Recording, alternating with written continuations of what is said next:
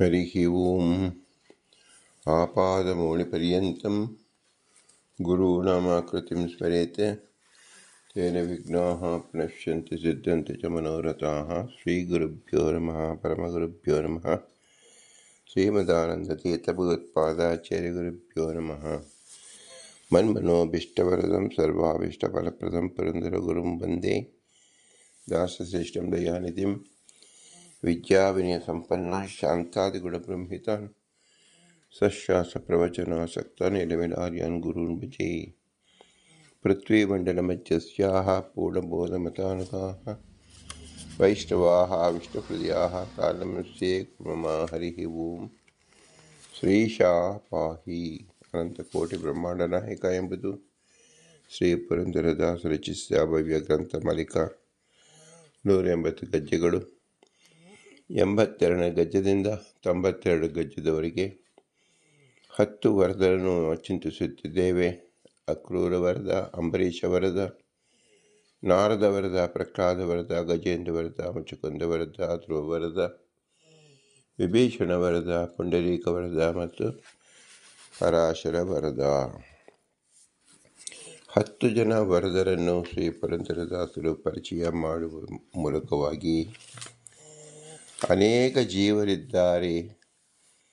ದಶಂ ಸರ್ವ ಇತಿ ಉದ್ದೇಶಂ ಎಂಬ ಶಾಸ್ತ್ರದಂತೆ 10 ಜನರು ಹೇಳಿದರೆ ಅನಂತ ಜನರು ನಿರೂಪಿಸುವಂತೆ ಆಗುತ್ತದೆ ಎಂಬ ಮೂಲ ಉದ್ದೇಶದಿಂದ 10 ಜನರು ವರದರು ಎಂಬ ಗುಂಪಿನಲ್ಲಿ ಚಿಂತಿಸಿದ್ದಾರೆ.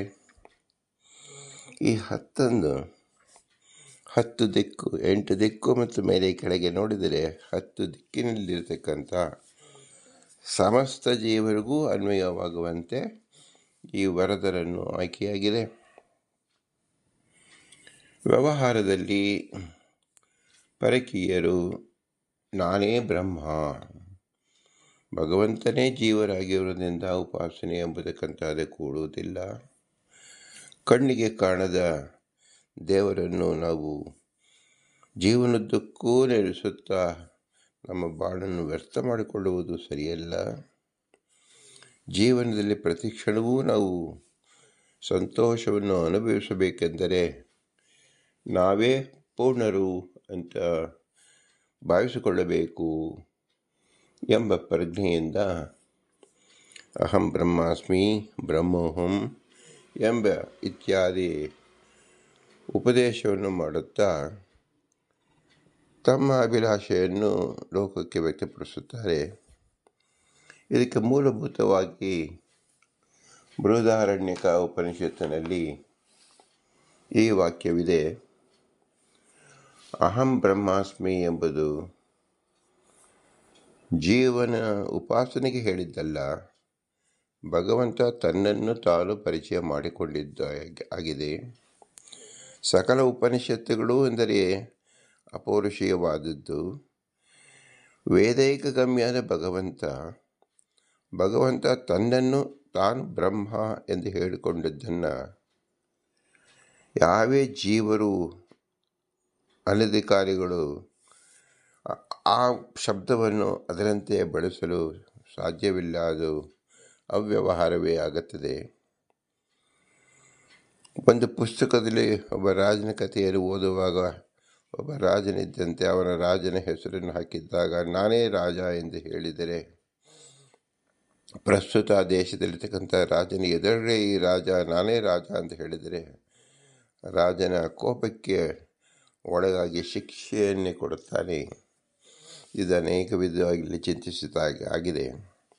ಆದ್ದರಿಂದ ಭಗವಂತ ಎಲ್ಲೆಲ್ಲೂ ಇದ್ದಾನೆ. ರಾಜನಾದರೆ ರಾಜಧಾನಿಯ ಅರಮನೆಯಲ್ಲಿ ಕಂಡುಕೊಡಬೇಕು. ಜಗತ್ ಪ್ರಭು ಅಂದರೆ ಜಗತ್ತಿಗೆ ರಾಜನಾದ ಭಗವಂತ ಅವನು ರೇಣು ತೃಣಕಾಶದಲ್ಲಿದ್ದಾನೆ.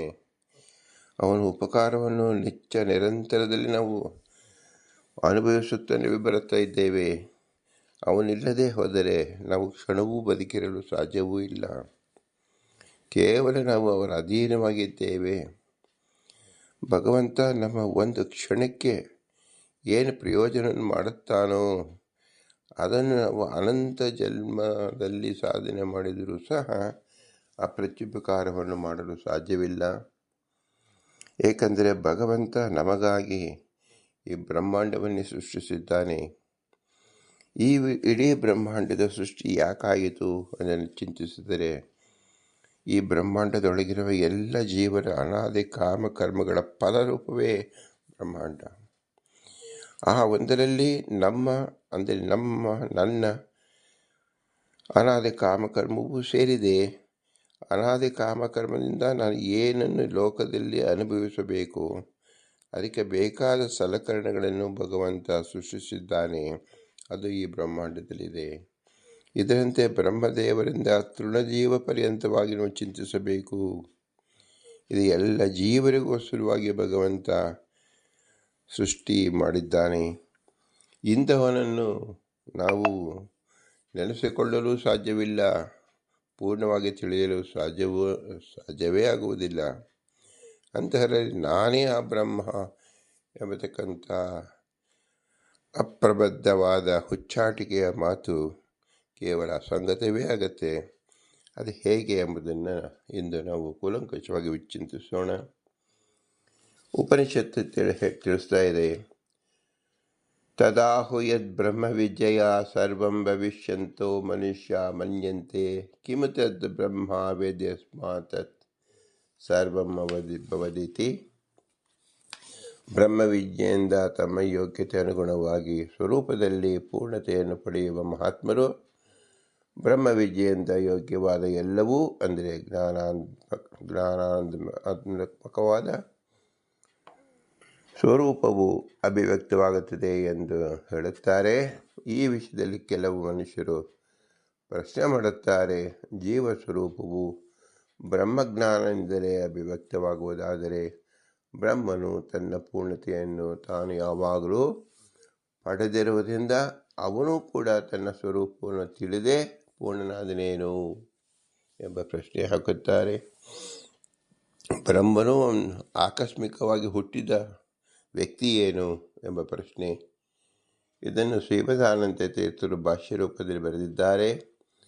ಬ್ರಹ್ಮವಿದ್ಯೆಯ ಸರ್ವಂ ಭವಿಷ್ಯಂತಹ ಆತ್ಮಯೋಗತಾ ಪೂರ್ತಿಂ ಪ್ರಾಪ್ನುವಂತೋ ಮಹಾಂತೋ ಯದಾಹು ಬ್ರಹ್ಮವಿದ್ಯೆಯ ಸ್ವಯೋಗ್ಯಂ ಸರ್ವಂ ಪ್ರಾಪ್ಯತೆ ಇತಿ.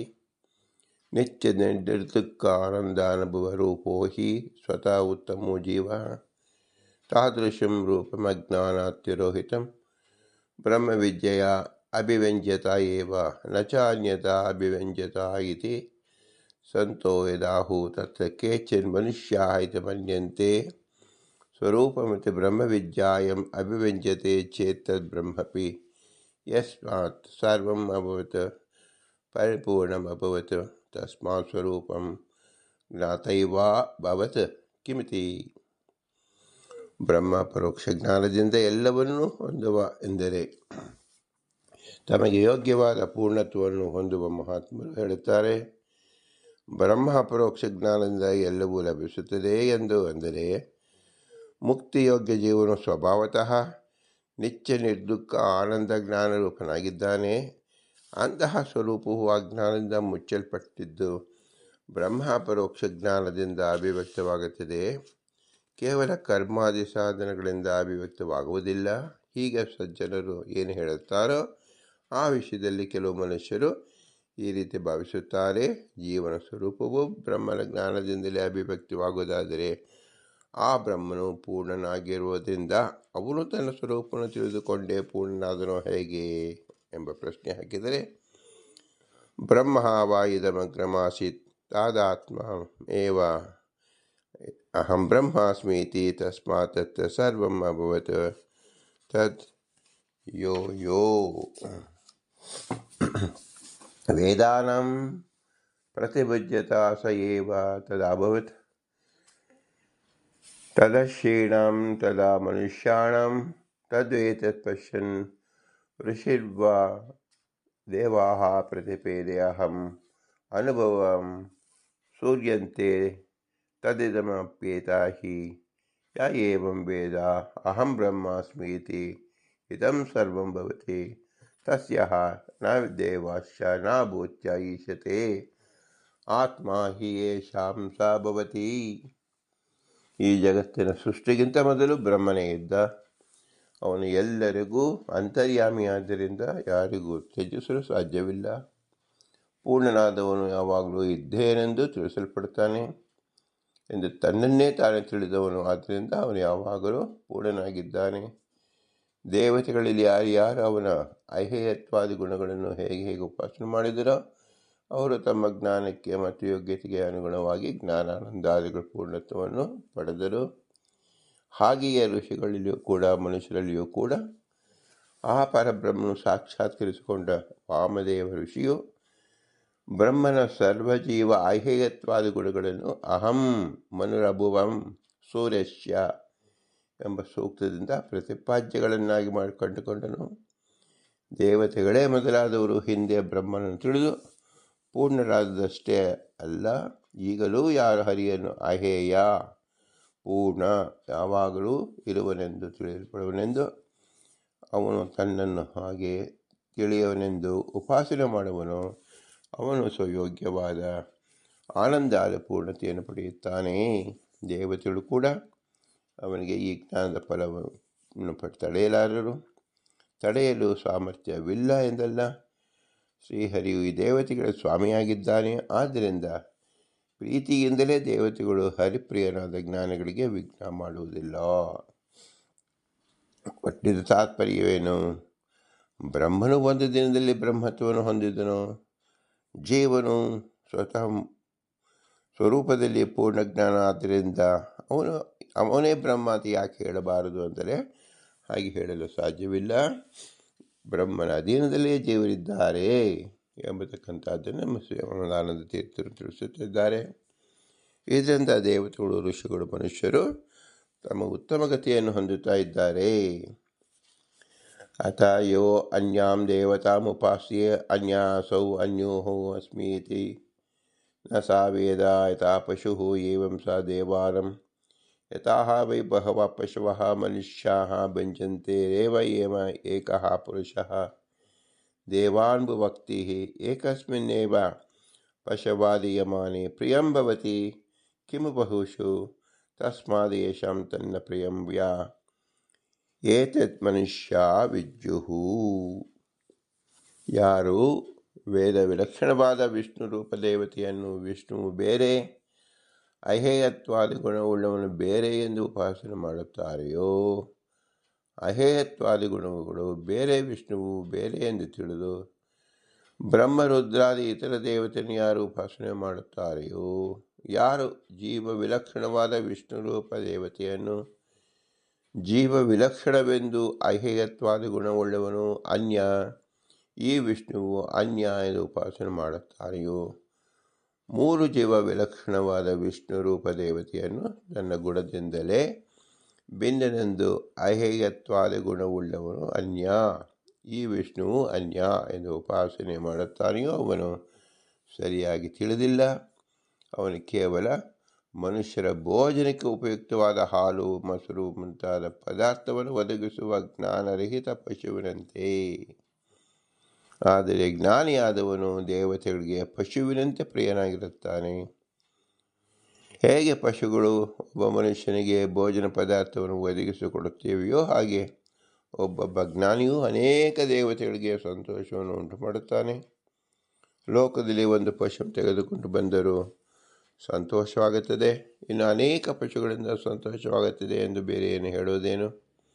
ಆದ್ದರಿಂದ ಅನೇಕ ಪಶುಗಳಂತೆ ಒಬ್ಬನೇ ಜ್ಞಾನಿ ಸಂತೋಷದಾಯಕನಾಗಿರುವುದಿಲ್ಲ, ಅವನು ದೇವತೆಗಳೇ ಅತ್ಯಂತ ಪ್ರಿಯನೆಂದು ಬೇರೆ ಹೇಳಬೇಕಾಗಿಲ್ಲ. ಆದ್ದರಿಂದ ಮನುಷ್ಯರು ವಿಷ್ಣುವಿಗಿಂತ ಅನ್ಯ ದೇವತೆಗಳು ಉಪಾಸನೆ ಮಾಡುವುದು ದೇವತೆಗಳಿಗೆ ಸರ್ವತಃ ಅಪ್ರಿಯ. ಇದನ್ನು ಶ್ರೀಮದಾನಂದ ತೀರ್ಥರ ಭಾಷ್ಯವನ್ನು ಬರೆಯುತ್ತಾರೆ. ಸತ್ಯಂ ತದಪಿ ಸ್ವರೂಪಂ ನಿತ್ಯಾಪರೋಕ್ಷ ಜ್ಞಾನೇನ ಸರ್ವದಾ ಜಾನಾತ್ಯೇವ ಅತೇವ ಸರ್ವದಾ ಪರಿಪೂರ್ಣಮಿತಿ ತೇಷಾಂ ಪರಿಹಾರಃ ತಾದಾತ್ಮಾನೇವ ಏತತ್ ತಸ್ಮಾತ್ ಸರ್ವಂ ಅಭವತೀತಿ ಆತ್ಮಾ ವಾ ಇದಮೇಕಂ ಏವ ಅಗ್ರ ಆಸೀತ್ ತದೇವ ಸೋಮ ಇದಂ ಅಗ್ರಮಾಸೀತ್ ಇತ್ಯಾದಿವತ್ ಸದಾತರಂ ಜ್ಞಾನಂ ಪೂರ್ಣಭಾವಂ ಚ ಆಹ. ನಿಜ ಬ್ರಹ್ಮನು ಕೂಡ ನಿತ್ಯ ಅಪರೋಕ್ಷ ಜ್ಞಾನದಿಂದ ತನ್ನ ಸ್ವರೂಪವನ್ನು ಯಾವಾಗಲೂ ತಿಳಿದೇ ಇದ್ದಾನೆ. ಆದ್ದರಿಂದ ಯಾವಾಗಲೂ ಪರಿಪೂರ್ಣನಾಗಿದ್ದಾನೆ. ಮೊದಲಿಗೆ ಅಪರಿಪೂರ್ಣನಾಗಿದ್ದು ಜ್ಞಾನದಿಂದ ಪೂರ್ಣಕ್ಕೆ ಹೊಂದಿಲ್ಲ ಎಂದು ಅವರಿಗೆ ಉತ್ತರ. ಅವನು ತನ್ನನ್ನೇ ತಿಳಿದುಕೊಂಡನು, ಆದ್ದರಿಂದ ಪರಿಪೂರ್ಣನಾದನು ಎಂಬ ವಾಕ್ಯವು ಆತ್ಮನೊಬ್ಬನೇ ಈ ಜಗತ್ತಿನಿಂದ ಮೊದಲು ಇದ್ದನು ಎಂಬ ವಾಕ್ಯಗಳಂತೆ ತಿಳಿದುಕೊಂಡನು. ಪರಿಪೂರ್ಣನಾದವನೆಂಬ ಭೂತಕಾಲದ ಕ್ರಿಯಾಪದಗಳಿಂದ ಯಾವಾಗಲೂ ತಿಳಿದಿದ್ದಾನೆ. ಯಾವಾಗಲೂ ಪೂರ್ಣನಾಗಿದ್ದಾನೆ ಎಂಬ ಅರ್ಥವನ್ನೇ ಬೋಧಿಸುತ್ತದೆ ಹೊರತು ಮೊದಲಿಗೆ ಅಪೂರ್ಣನಾಗಿದ್ದು ಬಳಿಕ ಪರಿಪೂರ್ಣನಾದ ಎಂದಲ್ಲ. ಅಹಂ ಬ್ರಹ್ಮಾಸ್ಮಿ ಎಂಬುದು ಅಭೇದ ಬೋಧಕವಲ್ಲ. ಹೇಗೆ ಅಂದರೆ, ಇದಮಗ್ರೆ ಅಸ್ಯ ಅಗ್ರಹ ಇತಿ ಷಷ್ಠ್ಯರ್ಥ ದ್ವಿತೀಯ. ಅಹಂ ಅಹೇಯ ಬ್ರಹ್ಮ ಪರಿಪೂರ್ಣಂ ಅಸ್ಮಿ ಸರ್ವದಾ ಅಸ್ತಿ ಇತಿ ಮೇ ಅಯಂ ಇತ್ಯೇತೈಃ ವಿಶೇಷಣೈಃ ಆತ್ಮಾನಂ ಸ್ವರೂಪಮೇವ ಏತ. ಯಜ ಅಹಂ ಶಬ್ದಃ ಅಸ್ಮಶಬ್ದಾರ್ಥವಾಚಿ ಅಸ್ಮಿತಶಬ್ದೋ ಉತ್ತಮಪುರುಷಃ ತದಾತ್ಮಾನಂ ಇತಿ ವ್ಯರ್ಥಂ ಸ್ಯಾತ್. ಅತಃ ಅಹಂ ಅಸ್ಮಿ ಶಬ್ದವು ಉಕ್ತಾರ್ಥವೇವ. ಅಗ್ರೆ ಅನಾದಿಕಾಲತಃ ಏವ ವಿದ್ಯಮಾನಂ ಆತ್ಮಾನಂ ಜಾನಾತಿ ಚ ತದ್ ಬ್ರಹ್ಮ ಇತ್ಯರ್ಥಃ. ಸರ್ವನಿಯಂತ್ರತ್ವೇನ ಸರ್ವಗತತ್ವಾದಹೇಯಂ. ಇದಮಗ್ರೆ ಎಂದರೆ ಈ ಜಗತ್ತಿನ ಮೊದಲಲ್ಲಿ ಎಂದರ್ಥ. ಇದಂ ಎಂಬಲ್ಲಿ ಇರುವ ದ್ವಿತೀಯ ವಿಭಕ್ತಿ ಸೃಷ್ಟಿ ವಿಭಕ್ತಿಯ ಅರ್ಥದಲ್ಲಿನ ತಾದಾತ್ಮನಂ ಏವ ವೇತ್ ಅಹಂ ಬ್ರಹ್ಮಾಸ್ಮಿ ಇತಿ ಎಂದರೆ ಅಹಂ ಯಾರಿಂದಲೂ ತ್ಯಜಿಸಲು ಸಾಧ್ಯವಿಲ್ಲದವನು, ಬ್ರಹ್ಮ ಪರಿಪೂರ್ಣನಾದವನು, ಅಸ್ಮಿ ಯಾವಾಗಲೂ ಇದ್ದಾನೆಂದು ತಿಳಿಯಲ್ಪಡಬೇಕಾದವನು, ಈ ಮೂರು ವಿಶಿಷ್ಟಗಳಿಂದ ಕೂಡಿದವನು ತಾನೆಂದು ಬ್ರಹ್ಮನು ತನ್ನ ಸ್ವರೂಪವನ್ನೇ ತಿಳಿದನು ಎಂದರ್ಥ. ಅಹಂ ಶಬ್ದವು ನಾನು ಎಂಬ ಅರ್ಥದಲ್ಲಿದೆ ಎಂದು, ಅಸ್ತಿ ಶಬ್ದವು ಉತ್ತಮ ಪುರುಷವಾದ ಕ್ರಿಯಾಪದವೆಂದು ಇಟ್ಟುಕೊಳ್ಳುವ ಪಕ್ಷದಲ್ಲಿ ತದೇವೇತ್ ಅಹಂ ಬ್ರಹ್ಮಾಸ್ಮಿ ಇತಿ ತಿಳಿದುಕೊಂಡಿತು, ನಾನು ಬ್ರಹ್ಮನಾಗಿದ್ದೇನೆ ಎಂದು ಇಷ್ಟೇ ಹೇಳಿದರೆ ಸಾಕಾಗುತ್ತಿತ್ತು. ಯಾರನ್ನು ತಿಳಿದುಕೊಂಡಿತು ಎಂದು ಕರ್ಮಪದದ ಆಕಾಂಕ್ಷೆ ಇಲ್ಲದಿರುವುದರಿಂದ ಆತ್ಮಾನಂ ಅವೇತ್ ತನ್ನನ್ನು ತಿಳಿದುಕೊಂಡಿತು ಎಂದು ಕರ್ಮಪದ ವ್ಯರ್ಥವಾದೀತು. ಆದ್ದರಿಂದ ಅಹಂ ಮತ್ತು ಅಸ್ಥಿ ಶಬ್ದಗಳಿಗೆ ನಾವು ಹೇಳಿದ ಅರ್ಥವನ್ನೇ ತಿಳಿದುಕೊಳ್ಳಬೇಕು. ಹಾಗಾದರೆ ಈ ವಾಕ್ಯದಿಂದಲೇ ಬ್ರಹ್ಮನಿಗೆ ಬ್ರಹ್ಮಜ್ಞಾನ ಉಂಟೆ ಎಂಬ ಪ್ರಶ್ನೆಗೆ ಉತ್ತರ ಇರುವುದಿಲ್ಲ. ಬ್ರಹ್ಮ ವಾ ಇದಮಗ್ರಮಾಸೀತ್ ಎಂಬ ವಾಕ್ಯಕ್ಕೆ ಏನು ಪ್ರಯೋಜನ ಎಂಬ ಪ್ರಶ್ನೆ ಬರುತ್ತದೆ. ಅದಕ್ಕೆ ಹೀಗೆ ಪರಿಹಾರ ಹೇಳಬೇಕು. ತಾದಾತ್ಮಾನಂ ಏವ ಏತ ತಸ್ಮಾತ್ ಸರ್ವಂ ಅಭವತ್. ಅನಾದಿ ಕಾಲದಿಂದಲೂ ಅವನು ತನ್ನನ್ನೇ ತಿಳಿದುಕೊಂಡಿದ್ದಾನೆ, ಆದ್ದರಿಂದ ಅನಾದಿ ಕಾಲದಿಂದಲೂ ಪೂರ್ಣನಾಗಿದ್ದಾನೆ ಎಂದು ಉಪನಿಷತ್ತು ಹೇಳುತ್ತಿದೆ. ಒಂದು ಪಕ್ಷ ಬ್ರಹ್ಮನೇ ಅನಾದಿಯಾಗದಿದ್ದರೆ ಅವನ ಜ್ಞಾನವಾಗಲಿ ಅವನ ಪೂರ್ಣತೆಯಾಗಲಿ ಅನಾದಿಯಾಗುವುದು ಹೇಗೆ ಎಂಬ ಪ್ರಶ್ನೆಗೆ ಬ್ರಹ್ಮನು ಅಗ್ರೇ ಅನಾದಿ ಕಾಲದಿಂದಿರುವನು, ಅಂತಹ ತನ್ನನ್ನು ಅನಾದಿ ಕಾಲದಿಂದ ಬ್ರಹ್ಮನು ತಿಳಿದಿದ್ದಾನೆ ಎಂದು ಹೇಳಲು ಬ್ರಹ್ಮ ವಾ ಇದಮಗ್ರಮಾಸೀತ್ ಎನ್ನುವ ವಾಕ್ಯ ಹೊರಟಿದೆ. ಆದ್ದರಿಂದ ವ್ಯರ್ಥವಲ್ಲ. ಪರಮಾತ್ಮನು ಸರ್ವನಿಯಾಮಕನಾದ್ದರಿಂದ ಸರ್ವಗತನಾಗಿದ್ದಾನೆ, ಎಲ್ಲರಿಗೂ ಅಂತರ್ಯಾಮಿಯಾಗಿರುವುದರಿಂದ ಯಾರೂ ಅವನು ತ್ಯಜಿಸಲು ಸಾಧ್ಯವಿಲ್ಲ. ಆದ್ದರಿಂದಲೇ ಅವನು ಐಹೇಯ. ತದ್ ಯೋ ಅಹಂ ಸೋ ಅಸೌ ಯೋಸೌ ಸೋ ಅಸೌ ಅಹಂ ಯೋಸೌ ಅಸೌ ಪುರುಷಃ ಸೋ ಅಹಮಸ್ಮಿ ಇತ್ಯಾದಿಷು ಅಪಿ ಅಹಂ ಶಬ್ದಃ ಅಂತರ್ಯಾಮಿ ಇತ್ಯೇನ ಐಹೇಯತ್ವವಾಚಿ. ತತ್ಸತ್ಯಂ ಸ ಆತ್ಮ ಅತತ್ವಮಸಿ ಇತಿ ಭೇದಸ್ಯ ನವಕೃತ್ಯೋಭ್ಯಾಸಾತ್. ಜೀವ ಬ್ರಹ್ಮ ಐಕ್ಯ ಪ್ರಮಾಣ ಸಿದ್ಧವಾಗಿದ್ದರೆ ಐಕ್ಯಪರವಾಗಿ ವ್ಯಾಖ್ಯಾನ ಮಾಡಬಹುದಾಗಿತ್ತು. ಆದರೆ ತದ್ಯೋಗಂ ಸೋ ಅಸೌ ಯೋಸೌ ಸೋ ಅಹಂ ಯೋಸಾಸೌ ಪುರುಷಃ ಸೋ ಅಹಮಸ್ಮಿ ಮುಂತಾದ ವಾಕ್ಯಗಳಲ್ಲಿಯೂ ಅಹಂ ಶಬ್ದವು ಅಂತರ್ಯಾಮಿಯಾದ ಕಾರಣ ಅಹೇಯವಾದ ಪರಮಾತ್ಮನನ್ನೇ ಹೇಳುತ್ತದೆ ಹೊರತು ಜೀವ ಬ್ರಹ್ಮವನ್ನಲ್ಲ. ತತ್ವಮಸಿ ವಾಕ್ಯದಲ್ಲೂ ತತ್ಸತ್ಯಂ ಸ್ವ ಆತ್ಮ ಅತತ್ವಮಸಿ, ಅವನು ಸ್ವಾಮಿ ನೀನು ಅವನಲ್ಲ ಎಂದು ಜೀವ ಬ್ರಹ್ಮ ಭೇದವನ್ನು 9 ಸಲ ಪುನಃ ಪುನಃ ಉಪದೇಶ ಮಾಡಿರುವುದರಿಂದ ಜೀವ ಬ್ರಹ್ಮ ಭೇದವು ಈ ವಾಕ್ಯದಿಂದಲೂ ಜೀವ ಬ್ರಹ್ಮರ ಅಭೇದ ಈ ವಾಕ್ಯದಿಂದ ಸಿದ್ಧವಾಗುವುದಿಲ್ಲ, ಭೇದವೇ ಸಿದ್ಧವಾಗುತ್ತದೆ ಅರ್ಥ. ಅತತ್ವಮಸಿ ಅನ್ನೋದು ಅಭೇದ ನಿರಾಕರಣವಾಗಿ ಇದೆ. ಸಜ್ಜೋಹಂ ಯೋಸೌ ಅಹಂ ಬ್ರಹ್ಮಾಸ್ಮಿ ಇತ್ಯಾದಿ ವಾಕ್ಯಾರಂ ಸಮ್ಯಗರ್ಥ ಪರಿಜ್ಞಾನಾತ್ ಭ್ರಾಂತಿ ಪ್ರಾಪ್ತತ್ವಭೇದ ಅತತ್ವಮಸಿ ಇತಿ ನವಕೃತ್ಯೋ ನಿರಾಕ್ರಿಯತೆ. ತದ್ವೇಕಂ ಆಹುಃ ಅಸದೇವ ಇದಮಗ್ರಂ ಆಸೀದ್ ಏಕಮೇವ ದ್ವಿತೀಯಂ ಕುತಸ್ತು ಖಲು ಸೌಮ್ಯ ಏವಂ ಸ್ಯಾತ್ ಕಥಂ ಅಸತಃ ಸಜ್ಜಾಯತೆ ಇತ್ಯಾದೀನ ಅಸದ್ವಾ ಇದಮಗ್ರಂ ಆಸೀತ್ ಸತಃ ಅಸದಜಾಯತೆ ಇತ್ಯಾದಿ ಶುಚ್ಯರ್ಥ ಪರಿಜ್ಞಾನತೋ ಭ್ರಮಃ ಯಥಾ ನಿವಾರ್ಯತೆ ಏವಂ ಅತತ್ವಮಸಿ ಇತಿ ವಾಕ್ಯೇನಪಿ. ಸ ಆತ್ಮ ಇತಿ ಶಬ್ದಾಚ್ಛ ಆತ್ಮಶಬ್ದಸ್ಯ ಪರಮಾತ್ಮನಿ ಮುಖ್ಯತ್ವೇಪಿ ಜೀವೇ ಭ್ರಾಂತಿಯುಪಜ್ಯತೆ ತನ್ನಿವೃತ್ತಾರ್ಥಂ ಚ ಅತತ್ವಮಸಿ ಇತ್ಯಾಹ. ಈ ಜಗತ್ತಿಗಿಂತ ಮೊದಲು ಅಸತ್ ಮಾತ್ರ ಇತ್ತು, ಆದ್ದರಿಂದ ಸತ್ ಉಂಟಾಯಿತು ಎಂಬ ಶ್ರುತಿಯ ಅರ್ಥವನ್ನು ತಿಳಿಯದೆ ಉಂಟಾದ ಬ್ರಹ್ಮವನ್ನು ಕೆಲವರು ಅಸತ್ತಿನಿಂದ ಸತ್ ಪದಾರ್ಥ ಉಂಟಾಯಿತು ಅಂತ ಹೇಳ್ತಾರೆ. ಇದು ಹೇಗೆ ಸಾಧ್ಯ? ಅಸತ್ತಿನಿಂದ ಸತ್ ಹೇಗೆ ಉಂಟಾದೀತು ಎಂಬ ಶ್ರುತಿ ನಿವಾರಣೆ ಮಾಡಿದಂತೆ ನಾನೇ ಅವನು ಅಂದರೆ ನನ್ನ ಅಂತರ್ಯಾಮಿಯಾದ ಹರಿಯ ರೂಪವೇ ಈ ಸೂರ್ಯನ ಅಂತರ್ಯಾಮಿ ರೂಪ ಪರಬ್ರಹ್ಮನು ಐಹೇಯನು ಪೂರ್ಣನು ಸದಾ ಇರುವನೆಂದು ತಿಳಿಯಲ್ಪಡುವನು ಆಗಿರುವನು ಎಂದು ಮುಂತಾದ ಶ್ರುತಿಗಳ ಅರ್ಥದ ಪರಿಜ್ಞಾನವಿಲ್ಲದೆ ಉಂಟಾದ ಜೀವ ಬ್ರಹ್ಮ ಅಭೇದ ಭ್ರಮವು ನೀನು ಪರಬ್ರಹ್ಮನಲ್ಲ ಎಂದು 9 ಸಲ ಪುನಃ ಪುನಃ ನಿರಾಕರಿಸಲ್ಪಡುತ್ತದೆ. ಅವನು ಆತ್ಮ ಎಂಬ ಶಬ್ದಗಳಿಂದಲೂ ಜೀವ ಬ್ರಹ್ಮ ಅಭೇದದ ಭ್ರಾಂತಿ ಬರಲು ಸಾಧ್ಯವಿದೆ. ಏಕೆಂದರೆ ಆತ್ಮಶಬ್ದವು ಪರಮಾತ್ಮನಿಗೆ ಮುಖ್ಯವಾದರೂ ಅಮುಖ್ಯವಾಗಿ ಜೀವನನ್ನು ಹೇಳುತ್ತದೆ. ಆದ್ದರಿಂದ ಅವನು ಆತ್ಮ ಎಂಬ ವಾಕ್ಯದಿಂದ ಆ ಬ್ರಹ್ಮನು ಜೀವ ಎಂದು ಭ್ರಾಂತಿ ಬರಬಹುದು. ಅದನ್ನು ನಿವಾರಿಸಲು ನೀನು ಬ್ರಹ್ಮನಲ್ಲ ಎಂದು ಉಪನಿಷತ್ತು ಹೇಳುತ್ತದೆ. ಯಚ್ಚಾಪ್ನೋತೇದಾದತ್ತೆ ಯಚ್ಛಾತ್ರಿ ವಿಷಯಾನಿಹ ಯಚ್ಚಾಸ್ಯ ಸಂತತೋ ಭಾವತ್ ತಸ್ಮಾತ್ ಆತ್ಮ ಇತಿ ಬಣ್ಯತೆ ಇತ್ಯಾದಿನ ವ್ಯಾಪ್ತಾದಿಕಂ ಐತದಾತ್ಮಮಿದಂ ಸರ್ವಂ ಇತ್ಯನೇನ ಉಚ್ಯತೆ. ಪೂರ್ಣತ್ವವಾಚ್ಯತ್ವಾತ್ಮಶಬ್ದಾಃ ಆತ್ಮಪೂರ್ಣತ್ವತೋ ಹರಿಃ ಇತ್ಯಾದಿನ ಸ್ವ ಆತ್ಮ ಇತಿ ಪೂರ್ಣತ್ವಂ ಅಭಿಧೀಯತೆ. ಐತದಾತ್ಮಇದಂ ಸರ್ವಂ ಎಂಬ ವಾಕ್ಯ ಜೀವ ಬ್ರಹ್ಮ ಅಭೇದವನ್ನು ಹೇಳುವುದಿಲ್ಲ.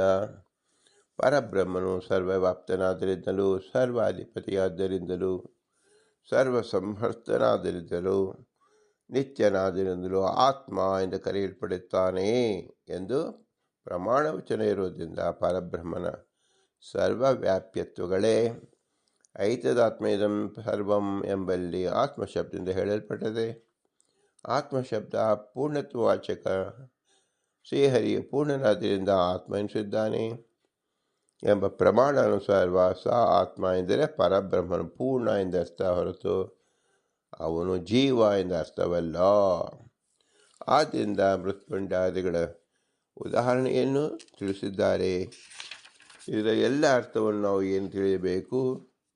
ಅಹಂ ಬ್ರಹ್ಮಾಸ್ಮಿ ಎಂಬತಕ್ಕಂಥದ್ದು ಭಗವಂತ ತನ್ನನ್ನು ತಾನು ಪರಿಚಯ ಮಾಡಿಸಿದ್ದ ರೂಪವನ್ನು ನಾವು ತಿಳಿಯಬೇಕು.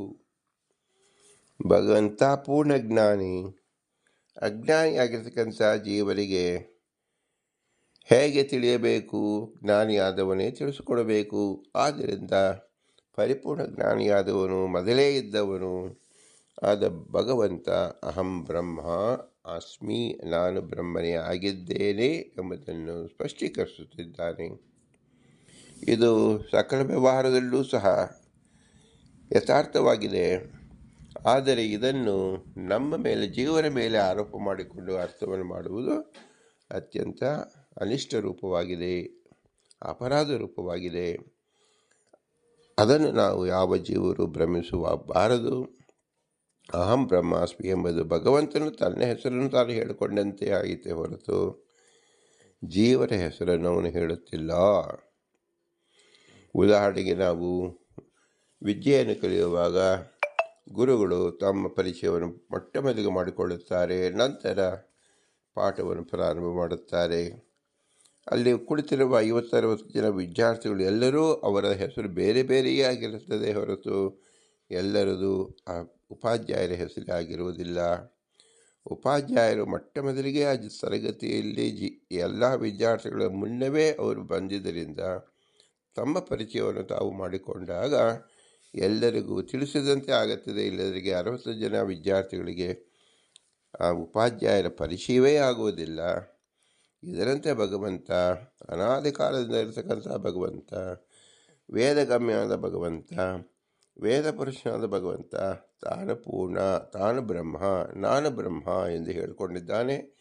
ಅದನ್ನು ಎಲ್ಲ ವಿದ್ಯಾರ್ಥಿಗಳು ಉಚ್ಚರಿಸಬಾರದು ಹೇಗೋ ಹಾಗೆ ನಾವು ನಾನೇ ಬ್ರಹ್ಮ ಎಂದು ಉಪಾಸನೆ ಮಾಡುವುದು ಬಹಳ ಅಪರಾಧವಾಗಿ ಎನಿಸುತ್ತದೆ. ಇದು ವೇದದ ಪರಿಪಾಠವೂ ಅಲ್ಲ, ವೇದ ಅರ್ಥವೂ ಅಲ್ಲ. ಅಹೇಯತ್ವ ಅಂದರೆ ಅಹಂ ಎಂಬತಕ್ಕಂಥದ್ದು ಭಗವಂತನ ಬಿಟ್ಟು ನಾವು ಇರಕ್ಕೆ ಸಾಧ್ಯವಿಲ್ಲ ಎಂಬುದರ್ಥ. ಯಾವುದು ಹಿಡಿದುಕೊಂಡಿರ್ತಾನೋ ಅವನೇ ನಾವು ಹೇಗಾದವು. ನಮ್ಮ ತಂದೆ ತಾಯಿಗಳಿಂದ ನಾವು ಹುಟ್ಟಿದೆವು ಅಂದರೆ ನಮ್ಮಿಂದ ನಮ್ಮ ತಂದೆ ತಾಯಿಗಳು ಹುಟ್ಟಿದವರೇನು. ಆಧೇಯತ್ವದಿಂದ ಭಗವಂತ ಸರ್ವರಿಗೂ ಆಧಾರನಾಗಿದ್ದಾನೆ, ಅವನು ಪೂರ್ಣನಾಗಿದ್ದಾನೆ. ಇದನ್ನು ಅಹೇಯತ್ವ ಶಬ್ದದಿಂದ ತಿಳಿಸಿದೆ ಉಪನಿಷತ್ತು.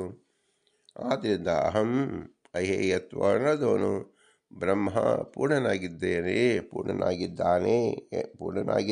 ಎಂಬುದು ಬ್ರಹ್ಮದೇವರು ತಮ್ಮನ್ನು ತಾವು ಹೇಳಿಕೊಂಡಂಥದ್ದು ಆಗಿದ್ದಾನೆ ಎಂಬತಕ್ಕಂಥ ಅದು ಉತ್ತಮ ಪುರುಷವಾಗಿ ನಾವು ಇನ್ನೊಬ್ಬರಿಗೆ ತಿಳಿಸುವಾಗ ಹೇಳತಕ್ಕಂಥದ್ದಾಗಿದೆ.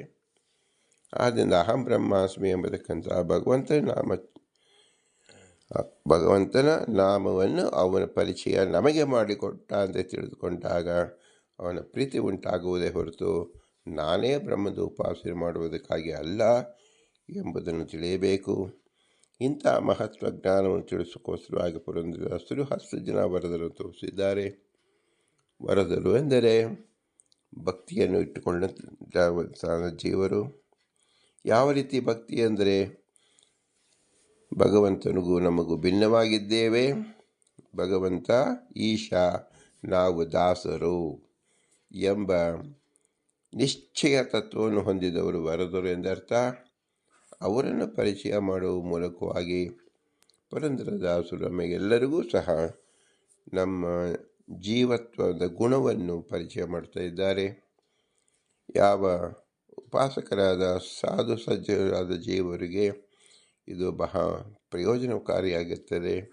ಇಂತಹ ಅತ್ಯಂತ ಪ್ರಯೋಜನಕಾರಿಯಾದ ವಿಷಯವನ್ನು ಪ್ರಸ್ತಾಪಿಸುವ ಪುರಂದರದಾಸರಿಗೆ ಈ ಮನುಷ್ಯ ಜನ್ಮದಲ್ಲಿ ತಿಳಿಯಲು ಮಾತ್ರ ಸಾಧ್ಯವಾಗಿರ್ತಕ್ಕಂಥ ಅತ್ಯಂತ ಶ್ರೇಷ್ಠ ಜ್ಞಾನವನ್ನು ಉಪದೇಶ ಮಾಡೋದ್ರಿಂದ ಅವರಿಗೆ ಅನಂತಾನಂತ ನಮಸ್ಕಾರಗಳನ್ನು ಸಲ್ಲಿಸಬೇಕು. ಅವರ ಅಂತರ್ಯಾಮಿ ಪುರಂದರ ವಿಠಲನಿಗೆ ಭೂಯಿಷ್ಠ ಅಂತ ನಮ್ಮ ಹೋಗ್ತಿವಿದೆ ಎಂದು ಹೇಳಿ ನಮಿಸಬೇಕು. ಇದು ಸಾಧ್ಯವಾದುದು ಕೇವಲ ಮನುಷ್ಯ ಜನ್ಮದ ಬಂದಿದ್ದರಿಂದ ಈ ಮನುಷ್ಯ ಜನ್ಮಕ್ಕೆ ಕಾರಣವಾದ ತಂದೆ ತಾಯಿ ಉಪಕಾರ ಸ್ಮರಣೆ ಮಾಡಬೇಕು. ತಂದೆ ತಾಯಿ ಇರುವಿಕೆಗೆ ನೆರವಾದ ಗುರು ಹಿರಿಯರ ಉಪಕಾರ ಸ್ಮರಣೆಯನ್ನು ಮಾಡಬೇಕು. ಗುರು ಹಿರಿಯರಿಗೆ, ತಂದೆ ತಾಯಿ ಮತ್ತು ನಮಗೆ ಒಳಗೆ ತತ್ವಾಭಿಮಾನಿಯಾಗಿ ನಿಂತು ದೇವತೆಗಳು ಈ ಜ್ಞಾನವನ್ನು ಪ್ರಸಾರ ಮಾಡೋದ್ರಿಂದ ದೇವತೆಗಳು ಉಪಕಾರ ಸ್ಮರಣೆ ಮಾಡಬೇಕು. ಇವರೊಳಗಡೆ ಮುಖ್ಯ ಪ್ರಾಣನಾಗಿರ್ತಕ್ಕಂಥ, ಮುಖ್ಯ ಬಿಂಬನಾಗಿರ್ತಕ್ಕಂಥ ವಾಯುದೇವರು ವಿಷ್ಣುವಿನ ಆಜ್ಞೆಯಂತೆ ಸಕಲರಿಗೂ ಶುದ್ಧ ಜ್ಞಾನವನ್ನು ಪ್ರಸಾರ ಮಾಡುವುದರಿಂದ ಅವರು ಮುಖ್ಯ ಗುರು, ಮೂಲಗುರು, ಮುಖ್ಯ ಗುರುಗಳು ಎನಿಸಿದ್ದಾರೆ. ಅವರ ವಿಶೇಷ ಸ್ಮರಣೆಯನ್ನು ನಾವು ಮಾಡಬೇಕು. ವಿಶೇಷ ಅನುಗ್ರಹವನ್ನು ನಾವು ಸ್ಮರಿಸಲೇಬೇಕು. ಇವರೆಲ್ಲರೂ ಸ್ವತಂತ್ರ ಭಗವಂತ ಲಕ್ಷ್ಮೀನಾರಾಯಣ ಮಾತ್ರ ಅವನೇ ನಮ್ಮ ಬಿಂಬರೂಪ. ಆ ಬಿಂಬಾಪೋಸನೆಗೆ ನಾವು ಹೇಗೆ ಭಗವಂತನಿಗೆ ಕೃತಜ್ಞತೆ ಸಲ್ಲಿಸುವುದೆಂದರೆ ಭೂಯಿಷ್ಟಾಂತೆ ನಮ್ಮ ಮುಕ್ತಿ ವಿಧೇಮ, ಭೂಯಿಷ್ಟಾಂತೆ ನಮ್ಮ ಮುಕ್ತಿ ವಿಧೇಮ, ಭೂಯಿಷ್ಟಾಂತೆ ನಮ್ಮ ಮುಕ್ತಿ ವಿಧೇಮ ಎಂದು ವಿನಮ್ರವಾಗಿ ನಮಿಸೋಣ. ಇದರರ್ಥ ನಮೋ ಸ್ತುತೆ ಎಂದರ್ಥ. ನಮ್ಮ ಬಿಂಬನ ಪರಿಚಯ ನಮಗೆ ಯಾವಾಗ ಆಗುತ್ತೋ, ನೇರವಾಗಿ ಅಥವಾ ಪರಸ್ಪರವಾಗಿ ಶಬ್ದ ರೂಪದಲ್ಲಿ ತಿಳಿದಾಗ ಭಗವಂತನಿಗೆ ನಮ್ಮ ನಮಸ್ಕಾರವನ್ನು ತಲುಪಿಸುವುದೇ ಆಗಿದೆ.